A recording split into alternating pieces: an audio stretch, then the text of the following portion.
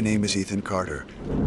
For the past 12 years, I've been part of the search and rescue team covering the Bitterroot National Forest and surrounding wilderness areas in Montana and Idaho.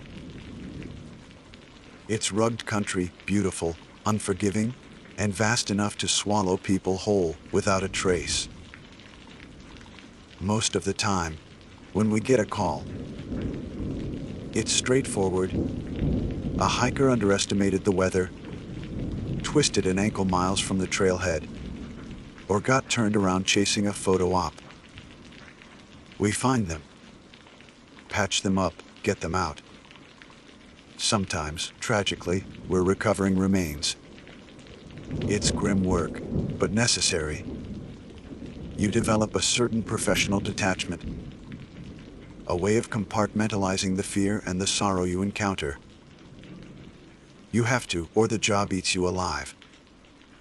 But nothing in my dozen years prepared me for the Daniel Miller case, and more specifically, for the tattered, water-stained journal we found clutched in what was left of his hand. The call came in late September last year. Daniel Miller, 28. However, from somewhere back east Chicago, I think overdue from a solo backpacking trip. He was attempting a challenging multi-day loop through one of the less trafficked sections of the Selway, Bitterroot Wilderness. Ambitious, especially for someone unfamiliar with the area, but his check-in contact said he was experienced, well equipped, and had left a detailed itinerary. He was supposed to emerge near Lake Como 3 days prior. When he didn't show and missed his check-in call, his girlfriend reported him overdue. Standard procedure kicked into gear. We established incident command, mapped out his intended route, calculated probable search areas based on terrain difficulty, potential water sources, and common navigational errors. The first few days were a frustrating mix of scouring dense forest, glassing rocky ridges with binoculars, and coordinating helicopter flyovers with thermal imaging. The weather wasn't cooperating. Early autumn storms rolled in, dumping rain and shrouding the higher elevations in fog, limiting air support and washing away potential tracks. We interviewed his girlfriend, Sarah. She painted a picture of an enthusiastic, slightly obsessive outdoorsman. Daniel had meticulously planned this trip for months. He'd bought top-of-the-line gear, studied topographical maps until he practically memorized them, and even practiced emergency preparedness drills in his local forest preserve. He wasn't reckless, she insisted, just passionate and maybe a little overconfident in his abilities when faced with true wilderness. She gave us photos, a smiling young man, lean, fit, posing with his brand new pack before leaving. Looking at that hopeful face, knowing what we know now, still sends a chill down my spine. Days turned into a week. Hope began to dwindle, as it always does. The search scaled back from active rescue to recovery. Smaller teams focused on high probability areas, creek drainages, known hazards like cliff bases or avalanche chutes. Though it was too early for significant snow accumulation and potential off shortcuts he might have attempted if lost or injured. It was my team, me, a seasoned tracker named Dave, and a rookie named Jess that found the first sign. Not Daniel, but his campsite, or what was left of it. It was located several miles off his planned route, tucked into a narrow, thickly wooded ravine that didn't appear on any standard trail map.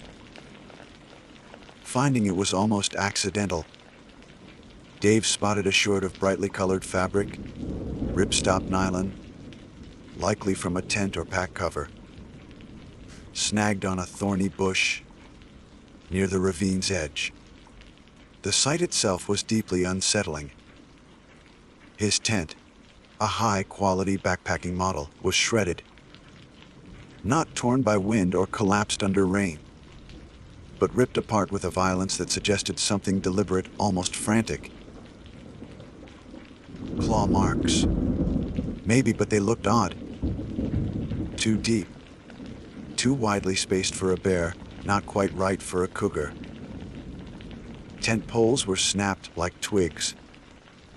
His sleeping bag was half spilled out, soaked and muddy. Cooking gear was scattered. A pot here, a spork there, bent, dented. But the most disturbing thing was the lack of other signs. No blood spatters indicative of a violent animal attack. No drag marks suggesting something carried him off. His expensive backpack was leaning against a tree, seemingly untouched except for being open, its contents partially spilled. Inside, we found his emergency locator beacon, turned off. Why would an experienced hiker, lost and presumably in trouble, turn off his beacon? And then, nestled amongst a pile of damp leaves near the shredded tent, partially protected by an overhang of rock, was the journal. It was a simple moleskine, typed notebook, its black cover warped and stained, the pages swollen with moisture. It felt heavy, sodden.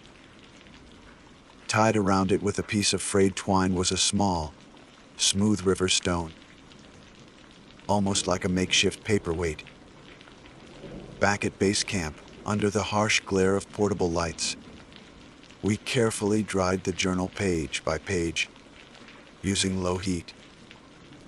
The ink, thankfully mostly waterproof, had bled in places but remained largely legible. The handwriting started neat, confident, but deteriorated rapidly as the entries progressed, becoming a spidery, almost illegible scrawl in the final pages. Daniel Miller had documented his trip from the beginning. Reading it felt like stepping into his boots, feeling the weight of his pack, sharing his initial excitement, and things sharing his mounting terror. I've transcribed the relevant parts here. I feel like people need to know.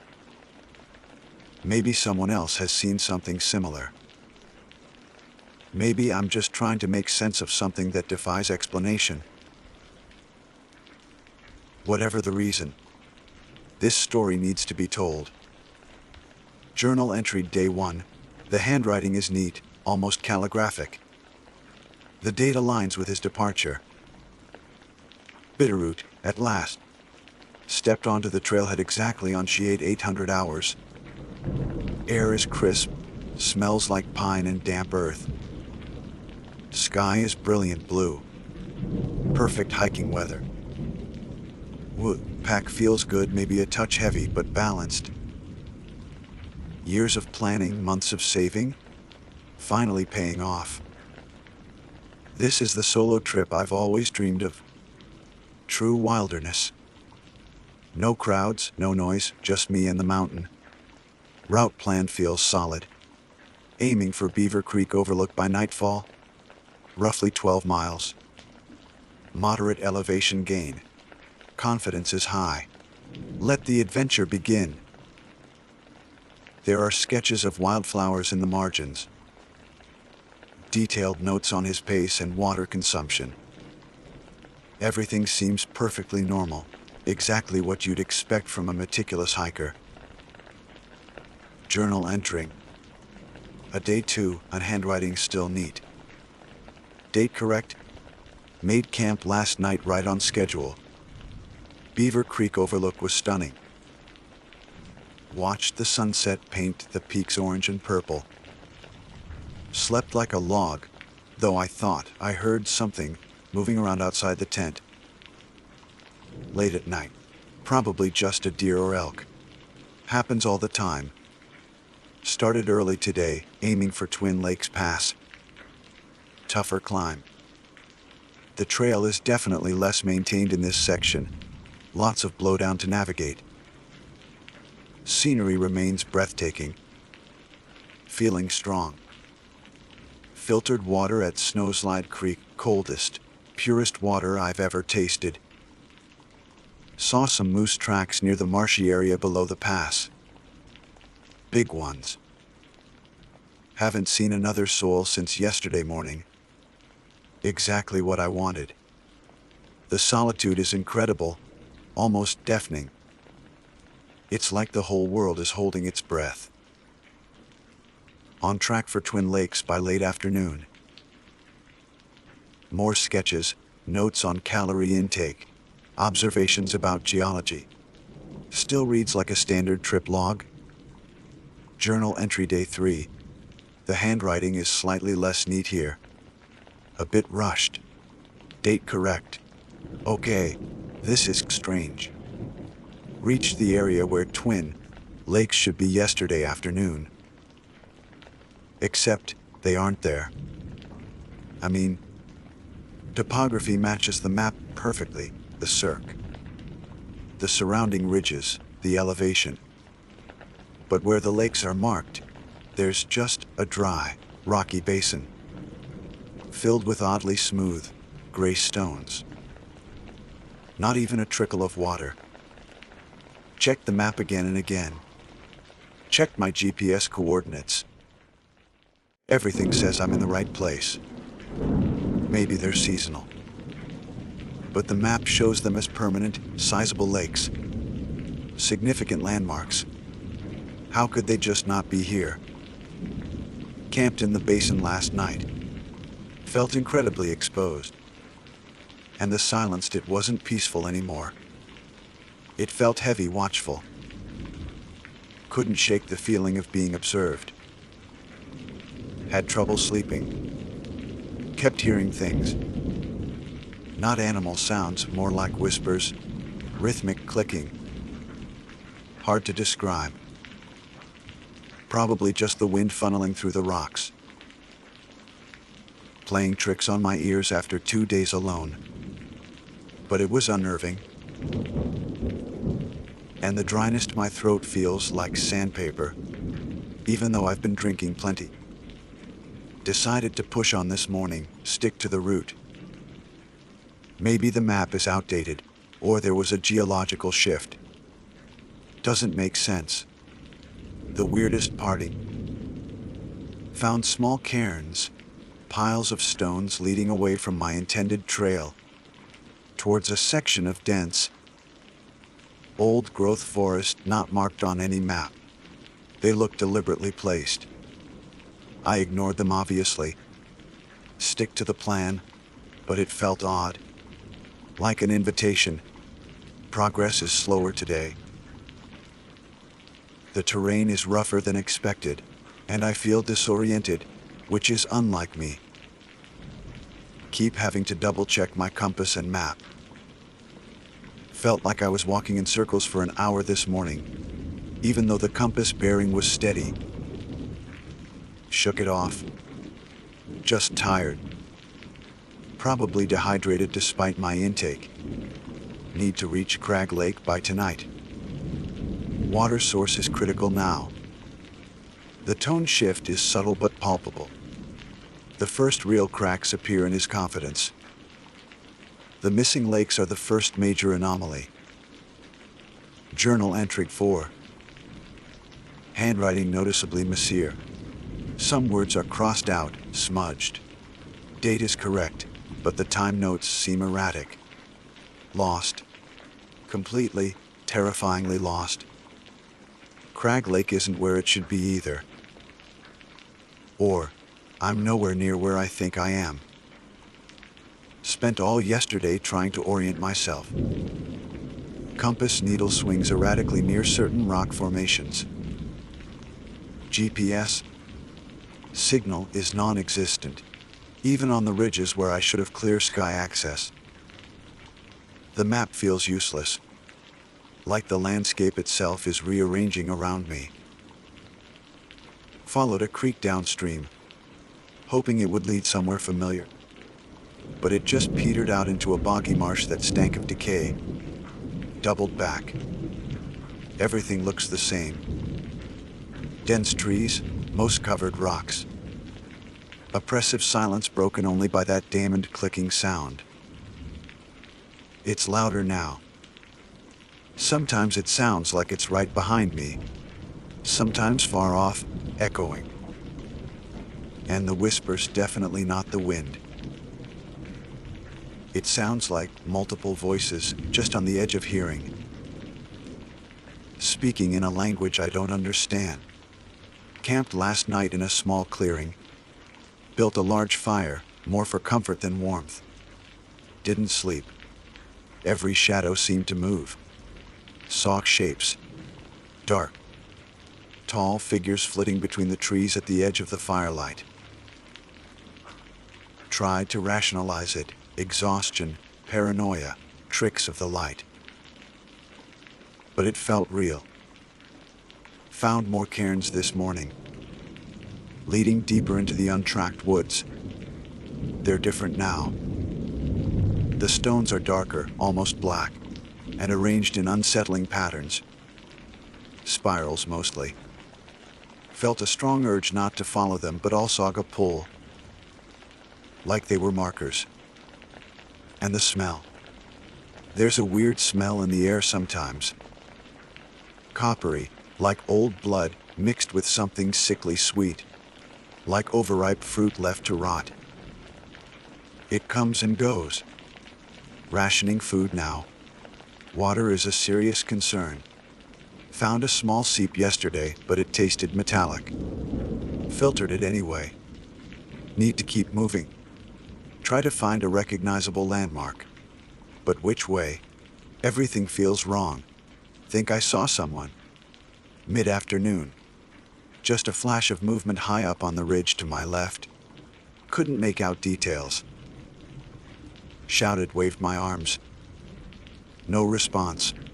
They just vanished. Or maybe it was just another shadow. My mind is playing tricks on me. It has to be. Later, the clicking is closer tonight. I can hear it over the crackle of my fire. Why? It's coming from the ravine below my campsite. Reading those first few entries, even with the professional detachment I mentioned, was chilling. You could feel Daniel's logical, experienced mind struggling against something inexplicable. The missing legs, the malfunctioning equipment, the sounds. The cairns fit painted a picture of a man not just lost physically, but losing his grip on reality in a place that seemed actively hostile and intentionally confusing. We found his remains about half a mile down that ravine he mentioned hearing the clicking from, not far from the shredded tent. There wasn't much left, honestly. Scavengers had been at him. But the coroner's initial report was inconclusive. No obvious signs of animal predation being the primary cause of death. Despite the scavenging, no bullet wounds, no broken bones indicative of a fall. Just Daniel Miller, or what remained, lying near the creek bed, clutching his journal. But the journal wasn't finished. There were many more pages, the entries growing darker, more frantic, more terrifying. What Daniel described happening after day 4. It's why I haven't slept properly since we found him. It's why I'm writing this now. The official report will likely say exposure, disorientation, maybe even a mental break. But that journal tells a different story. A story I'm only beginning to understand. Reading Daniel Miller's account of those first 4 days left a knot in my stomach that had nothing to do with the stale coffee at Incident Command. I've seen people get lost. I've seen panic set in. But this was different. The missing legs. The malfunctioning equipment. It wasn't just getting turned around, it felt like the wilderness itself was actively working against him, rewriting its own rules. The official preliminary report mentioned disorientation as a likely factor, leading to his eventual demise due to exposure. He soon discovered why. To say when you're sitting in a warm office, but holding that journal, feeling the damp pages, why? Tracing the increasingly erratic handwriting, it felt like Daniel wasn't just lost in the woods. He was lost in something else. Something nested within the familiar landscape, operating under different, malevolent laws. The entries that followed only deepened that conviction. They chronicle a descent, not just into physical hardship, but into a reality fraying at the edges. Journal entry day 5. The handwriting is now cramped, shaky. The lines slant downwards. Date is smudged but looks like day 5. Can't find my way back. Tried to retrace my steps from yesterday, but the path looks different. Trees seem thicker, closer together. Landmarks I thought I recognized are gone, replaced by unfamiliar ridges and gullies. The sun is hidden by thick cloud cover. Impossible to get a bearing. Even when it peeks through, its position feels wrong. Like time isn't flowing correctly. Finished the last of my energy bars this morning. Water is dangerously low. The metallic seep I found is dry now. Everything is dry. The air itself feels desiccated, scratching at my throat, even though the ground is damp underfoot. Paradox. The clicking never stops. It's a constant presence now. Sometimes fading to the edge of hearing, sometimes sharp and loud. Right beside me. It sounds like pebbles being clicked together, or maybe chitinous legs on rock. And the whispers, they're clearer. Still intelligible, but the intent feels clearer. Mocking, luring, hard to tell. They seem to emanate from the trees themselves, from the rocks, from the air. Found markings today, carved into the bark of ancient cedars. Not animal scratches. Geometric patterns. Sharp angles intersecting lines, vaguely resembling the spiral cards but more complex. They look fresh. The cuts are clean. Sap still oozing slightly. Who made these? Why? They weren't here yesterday, I'm sure of it. Walked this same grove trying to find that seep. Felt watched all day. Not just a general unease, but a specific feeling of eyes on my back. Spun around countless times, weaponizing my hiking poles. Shouting into the silence. Nothing. Just the dense, silent trees and the weight of the unseen. The tall figures I thought I saw by the firelight, I saw them again today. Midday. Just glimpses at the periphery of my vision. Taller than a man. Unnaturally thin, limbs too long. They melt into the shadows the moment I try to focus on them. Am I hallucinating? Lack of food, dehydration. Stress gets possible. Probable, but it feels terrifyingly real. The smell is stronger near the carvings. That cloying, rotten sweetness mixed with copper makes me gag. Forced myself to keep moving. Picked a direction, downhill, figuring it has to lead to a larger water source eventually. Found myself heading towards the ravine I camped above last night. The one the clicking came from. Felt wrong, like walking into a trap. But it was the only discernible downhill slope. The cairns are here too. More of them, leading down. Dark stones arranged in those disturbing spirals. They feel like warnings and invitations all at once. Need water. Desperately. Ethan's noting. We found carvings matching this description on several large cedar trees near the ravine where his camp was located. They weren't documented by the initial forestry survey teams years ago. Like Daniel said, they looked unsettlingly fresh. We photographed them, but analysis didn't match any known natural markings or human vandalism patterns. Journal entry day 6.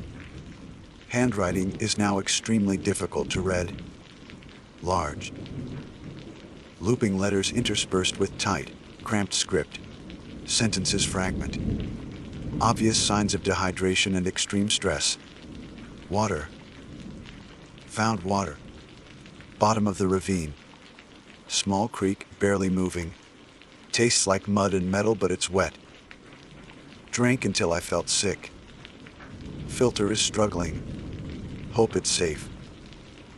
This ravine, it's different down here. Darker. Trees overhang, blocking the sky. Rocks are slick with weird, greenish moss that glows faintly in the dim light. Unnatural. Everything feels wrong. The air is heavy still. No birdsong. Even the clicking seems muffled, absorbed by the oppressive silence. Followed the creek downstream. More carvings on the rocks by the water. Same patterns. Ant bones. Small animal bones, squirrels. Birds may be arranged inside the carved symbols. Deliberately placed. Like offerings or warnings. Saw one. Not a glimpse. It was standing across the creek, partially hidden behind a thicket of alder. Tall, impossibly thin. Limbs bent at odd angles. Couldn't see a face, just a smooth, a pale oval shape where a head should be. It didn't move. Just watched me. Stood there for what felt like an hour, though the light barely changed. I was frozen. Couldn't scream, couldn't run, just stared back. Then it turned, slowly, and melted back into the trees. Not like it walked away. More like it dissolved into the shadows. Not a hallucination. Too solid. Too real. My heart is pounding so hard I feel sick again. What are they? Why are they here?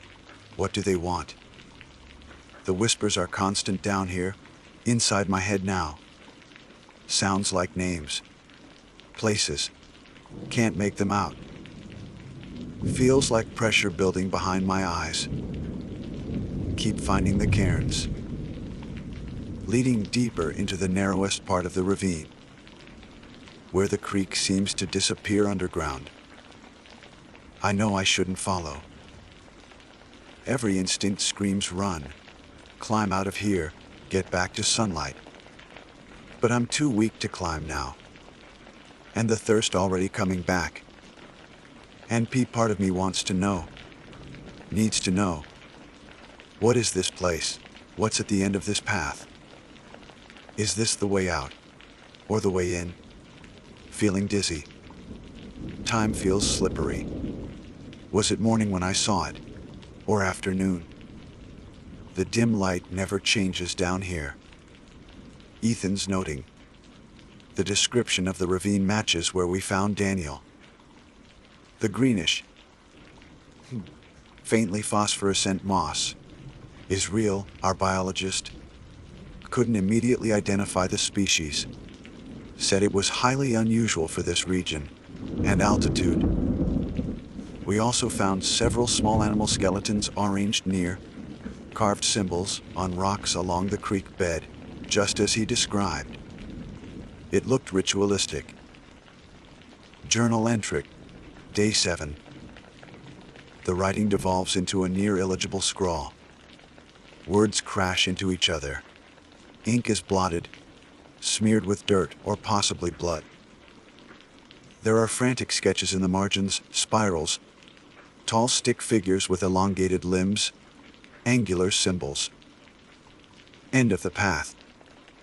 Creek goes into cave. Mouth like screaming face. Dark stones piled around entrance. Cairns stop here. This is it. This is where they lead. Smell is overwhelming. Rotten metal. Sweet decay makes head swim. Whispers are loud now. So loud, coming from the cave. Not words I know, but I almost understand. Promise, invitation, hunger. Saw it again. Inside cave entrance, just shadow, watching, waiting, cold. So cold here. Deeper cold than mountain air. Feels ancient. Found something. Near cave mouth. Half buried under moss. Not smooth. White. Curved. Part off skull. Too large. Shape wrong. Not animal, I know. Not human. No crude. Shaky drawing of a curved piece of bone, larger than a human femur fragment. They built this place. Or found it. Guardians. Prisoners. Drop my pack. Don't need it now. Just journal. Must write. Must document. Field drawn. Pulled towards the dark. Part of me terrified. Part of me curious. So tired. Maybe there's rest inside. Maybe answers. Clicking coming from inside. Rhythmic. Like heartbeat. Or teeth. Sarah. Wish I could tell her. Sorry. So sorry. Light fading. Or my eyes. Hard to see page. Going in. This is the last coherent entry dated Day 7. The writing is frantic, barely legible. Journal entry. Undated fragment. Appears to be the next page. Writing is extremely erratic, possibly written in near darkness. Scrawled across the page, letters huge and distorted. Not empty. Taisuan. Tai Patiorns re adore. Ithugrs. Below this, a large, complex spiral symbol is drawn, taking up half the page. It seems hastily sketched, but matches the patterns Daniel described seeing carved on trees and rocks.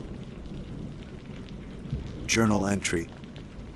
Final page, just a few words, barely decipherable, smeared near the bottom corner. The ink is thin, watery. Possibly diluted by rain or something else. It knows my name. E. That's where the writing ends. The remaining pages are blank, warped, stained with mud and mildew, and things I try not to think too hard about. Reading that final sequence, imagining Daniel Miller, weakened and terrified, standing before that cave entrance, pulled between primal fear and some desperate, inexplicable curiosity. It's haunting. The cave exists. We found it exactly where Daniel's journal indicated, deep in that unnatural ravine. The entrance does look unnervingly like a gaping mouth, framed by dark, moss-covered rocks. The creek flows into it, vanishing into absolute darkness.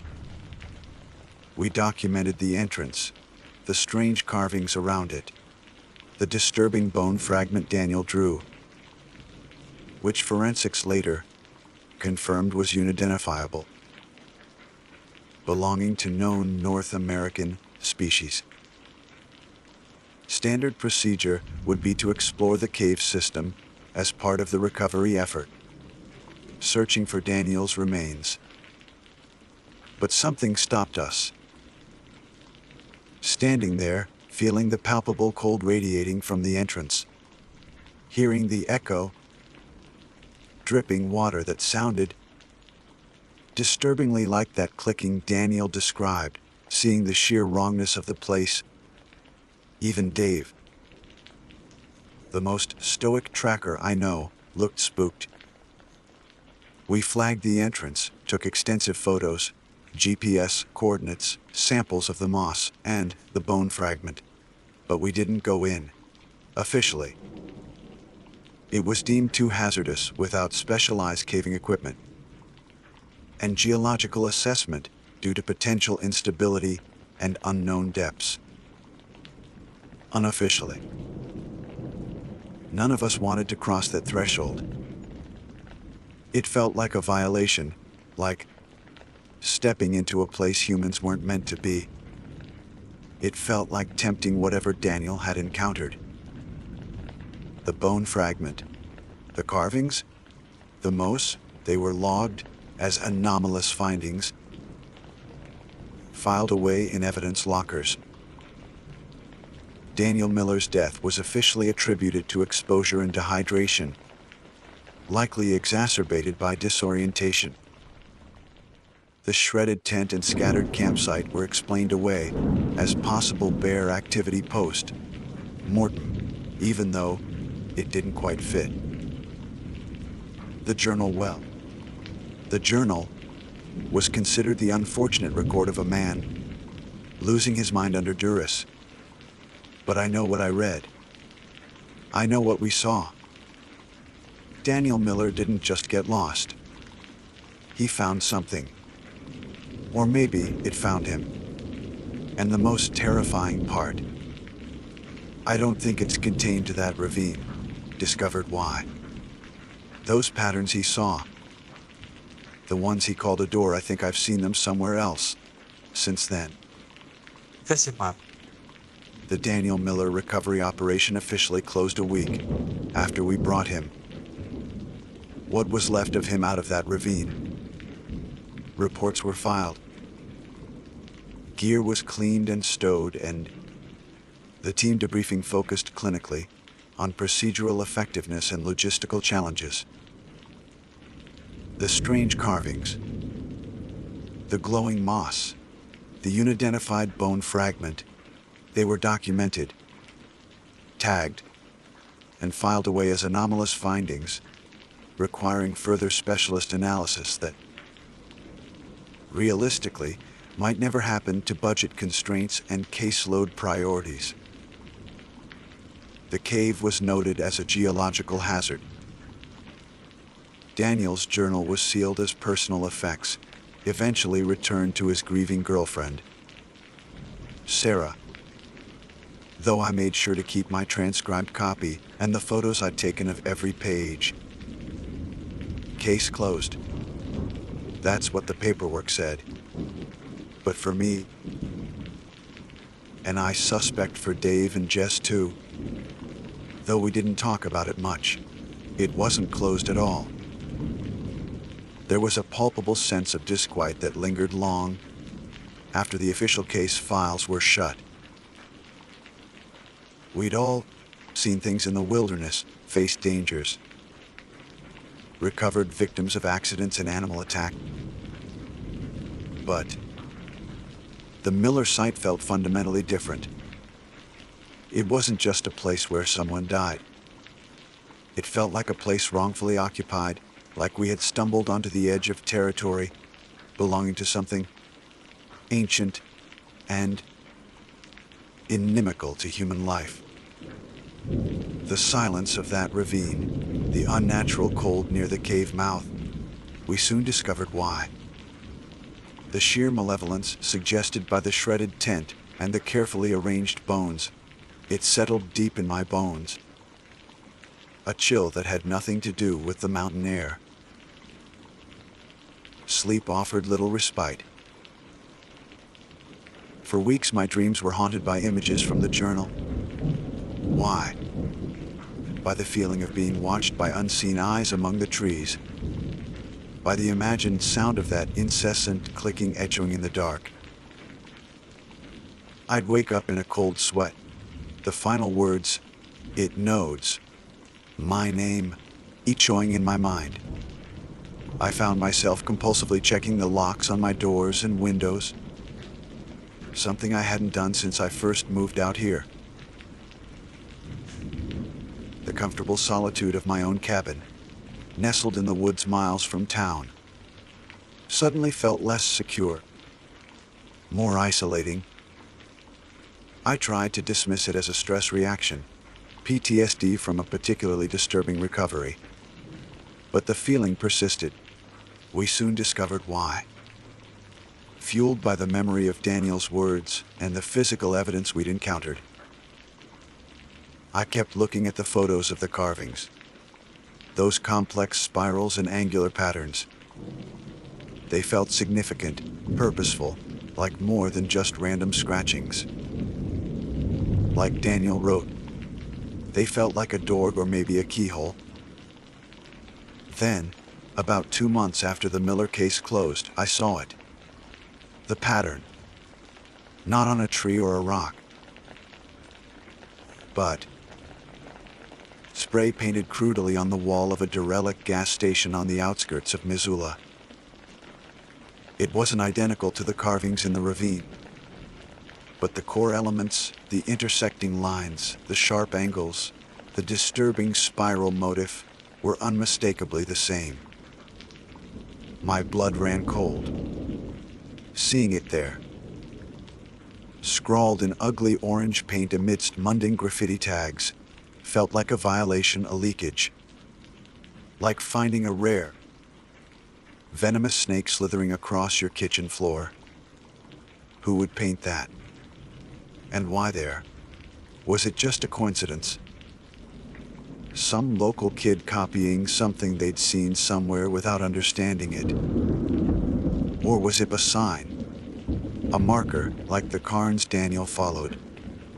I took photos, asked around discreetly, but nobody knew anything about it. Just another piece of random vandalism as far as anyone was concerned.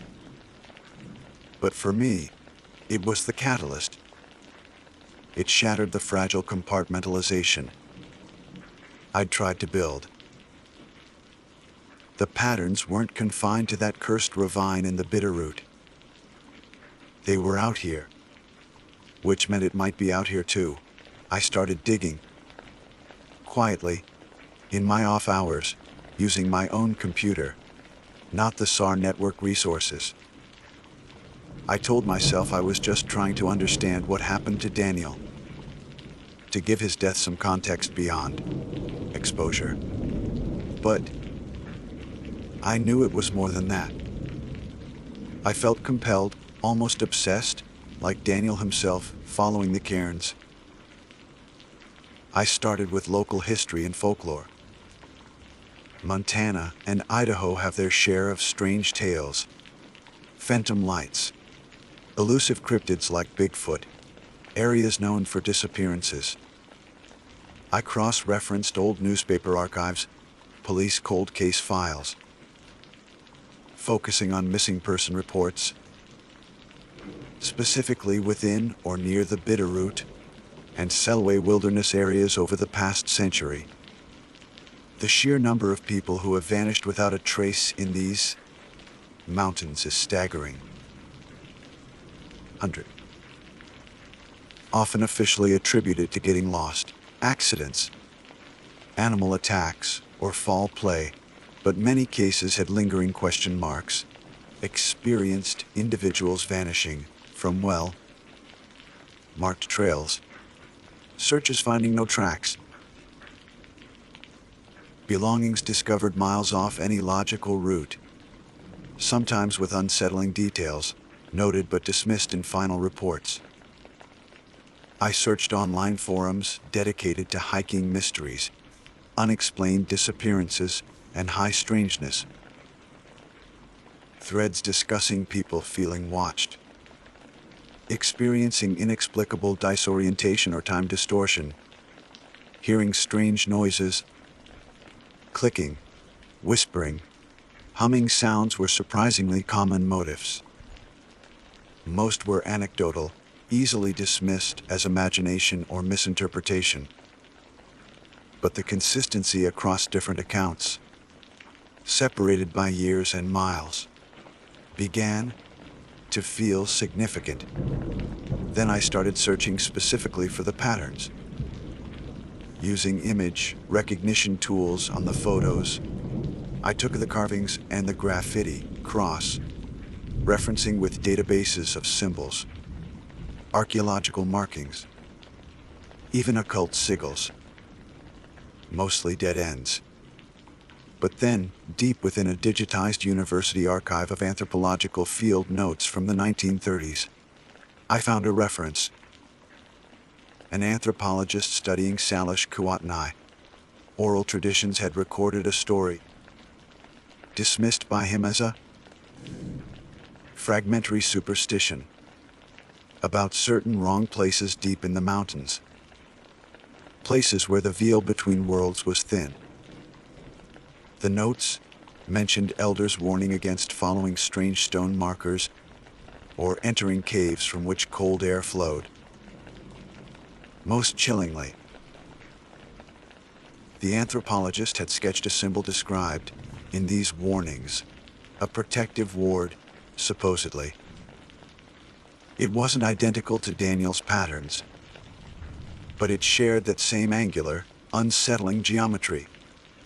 The notes mentioned it was associated with the ones who walk between the trees, or the silent watchers, described vaguely as tall, thin figures rarely seen directly. The file ended abruptly, the anthropologist having apparently abandoned that line of inquiry. It felt like finding a puzzle piece, albeit one from a completely different puzzle box. Was Daniel's experience tied to these older legends? Were the patterns he saw not a door, but a warning sign he failed to heed? Or maybe both? My search became more targeted. I looked for disappearances or strange events specifically linked to caves or unusual geological formations in remote areas, not just locally but globally.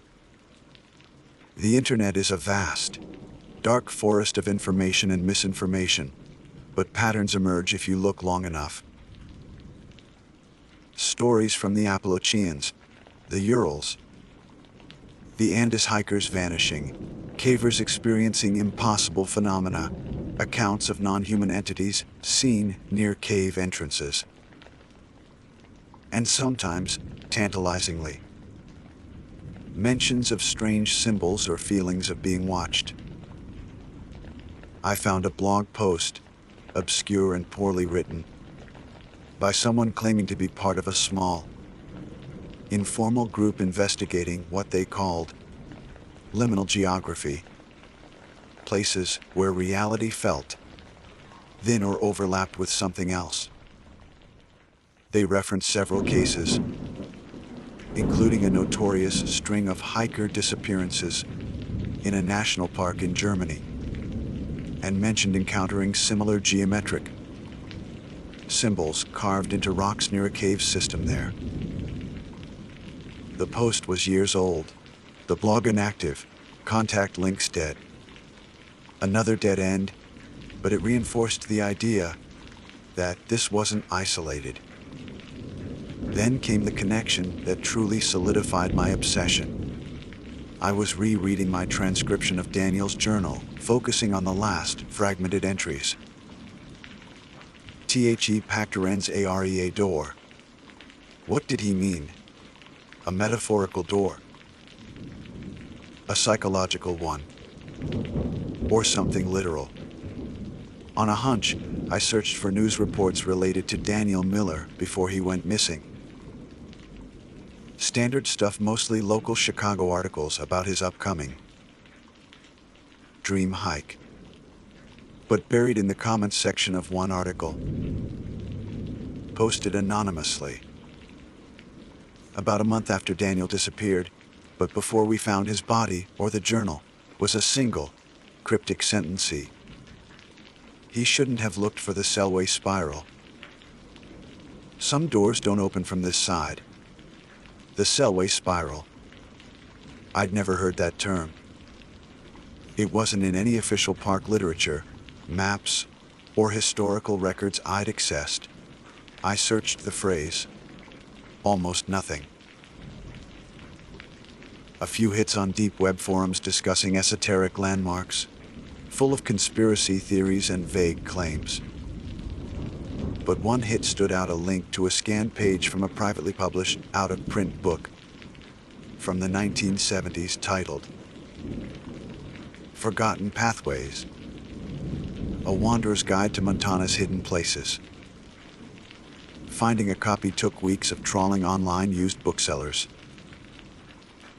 When it finally arrived, a slim, unassuming paperback with a faded cover, I felt a tremor of anticipation.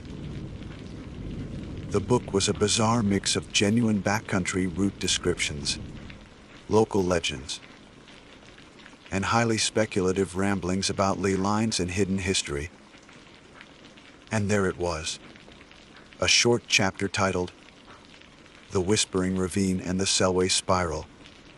It described a legend, sourced from old trapper tales, of a hidden ravine somewhere deep in the Selway, Bitterroot wilderness. A place avoided by natives and early settlers, rumored to be a nexus point guarded by silent watchers. The legend claimed that within this ravine, there was a cave, and near its entrance, a unique geological formation, or perhaps an ancient carving, the Selway Spiral. The book warned that gazing upon the spiral could induce disorientation, visions, and draw the attention of the ravine's guardians. It spoke of people who sought it out and were never seen again or returned changed. Wrong. The description of the ravine, the cave, the feeling of the place, it was eerily similar to Daniel's journal and our own observations. But there was no map, no precise location given, just vague directions and warnings. Did Daniel know about this legend? Did he deliberately seek out the Selway Spiral? His meticulous planning, his desire for true wilderness. Maybe he wasn't just looking for solitude. Maybe he was looking for something more. And the anonymous comment on that news article who posted it. Someone who knew Daniel. Someone who knew about the spiral. The book didn't describe the spiral itself in detail, frustratingly. But it ended the chapter with a chilling sentence. They say the spiral is not just a carving, but a map, not of the land around you, but of the paths between. Paths between what? Worlds? Realities? The official narrative said, Daniel Miller died of exposure after getting lost. But the journal, the carvings, the cave, the legends, the anonymous comment, this obscure book, they all pointed towards something else. Daniel didn't just stumble into the wrong place. He might have been looking for it. Soon discovered why. And whatever he found in that cave, whatever looked back, whatever knew his name, it was connected to something far bigger and far older than a single patch of wilderness in Montana. And the patterns, the spiral, they were the key.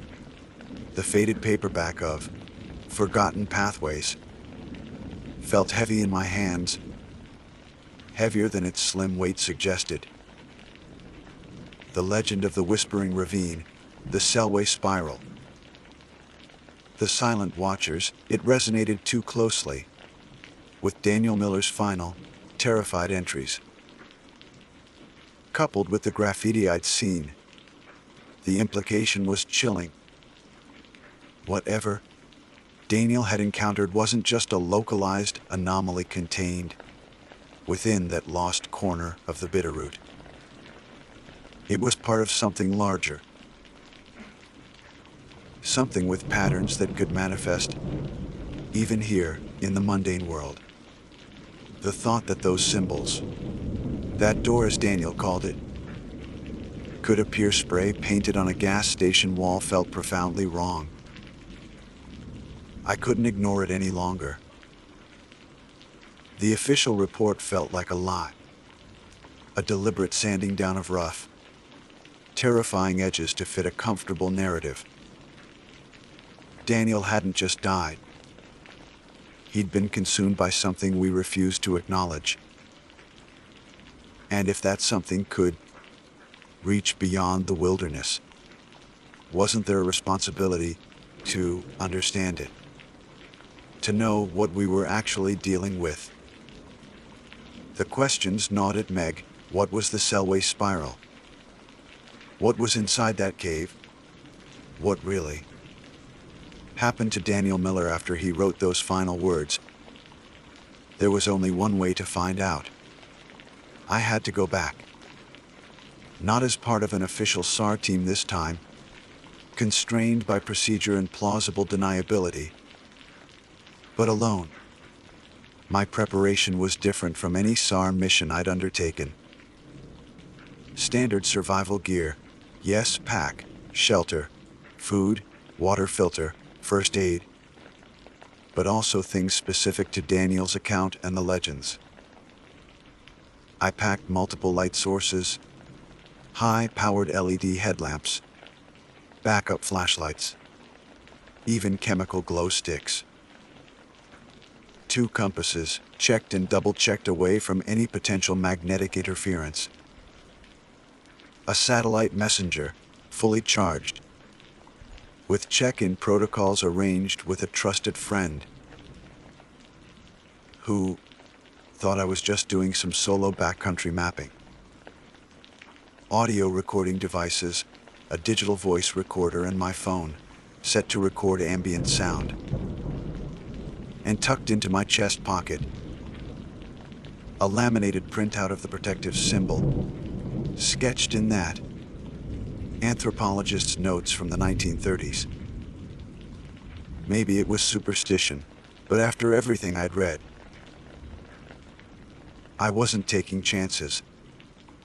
I timed my trip for a window of clear weather, hoping to avoid the fog and rain that hampered the initial search. Hiking back into that section of the Selway, Bitterroot felt different this time. The beauty of the landscape seemed muted, overlaid with a subtle filter of dread. Or maybe it was just my own perception, colored by the knowledge I now carried. The initial miles followed marked trails, but eventually, I had to navigate towards the coordinates we'd logged for the ravine. As I drew closer, the atmosphere shifted perceptibly. The air grew stiller. The ambient sounds of the forest, birds, insects, the rustle of wind faded into an oppressive silence. It was the same heavy, watchful quiet Daniel had described. The trees seemed darker, their branches more tangled, blocking out the sunlight even at midday. I found myself checking my compasses frequently. They remained steady, but the landscape felt misleading, urging me towards paths that seemed slightly off from my memory and the GPS track log from the recovery. Then, the smell hit me, faint at first, then stronger as I descended into the ravine itself. That sickly sweet scent of decay, mixed with the sharp tang of old blood or copper. It clung to the back of my throat, making my stomach churn. And beneath it, the faintest hint of ozone, like the air before a lightning strike. The ravine was just as I remembered, perhaps even more unsettling in its familiarity. The dark, slick rocks, the eerie, faintly glowing green moss clinging to surfaces, where sunlight rarely touched the sluggish, metallic-tasting creek. Why? I found the small animal bones arranged near carved symbols along the creek bed, untouched since we documented them months ago. No scavenger had disturbed these morbid tablias. My heart pounded as I approached the coordinates for the cave entrance. It gaped from the ravine wall, a ragged maw of darkness framed by jagged rocks. The unnatural cold intensified, radiating outwards. Why? Raising goosebumps on my arms despite the physical exertion of the hike. The sound, or lack thereof, was profound. Even the trickle of the creek seemed to be swallowed by the void. But listening intently, straining my ears, I could just make out the faintest, rhythmic click, like Daniel's journal described. Click, click, was it dripping water deep inside, echoing strangely? Or something else? And there, etched into a large, flat rock face just to the left of the cave entrance, almost hidden by the glowing moss, until you were right upon it, was the spiral. It wasn't just a simple spiral. It was complex, intricate, a dizzying labyrinth of sharp angles, nested spirals, and lines that seemed to intersect at impossible geometries. It pulsed with a disturbing energy, drawing the eye inward. Staring at it, I felt a wave of vertigo wash over me, the same disorientation Daniel described. The edges of my vision seemed to fuzz slightly, and the clicking sound grew momentarily louder, sharper, seeming to emanate from the carving itself. The air shimmered faintly above the rock. This was it, the Selway spiral. Not just a carving, the book had said, but a map. A door. I activated my audio recorder, holding it up. Ethan Carter. Recording at the entrance to the cave in ravine designation SR3B. I stated, my voice sounding thin in the heavy silence. Confirming visual identification of the Selway spiral carving, matching descriptions. I reached out, instinctively, to touch the carving, then pulled my hand back sharply. An intense feeling of wrongness radiated from the stone, a static charge that prickled my skin. Looking closer, I saw that the lines of the carving weren't uniform. Some seemed ancient, worn smooth by time and weather. Others looked fresher, sharper, almost identical to the carvings on the trees nearby, and disturbingly similar to the graffiti I'd seen back in Missoula.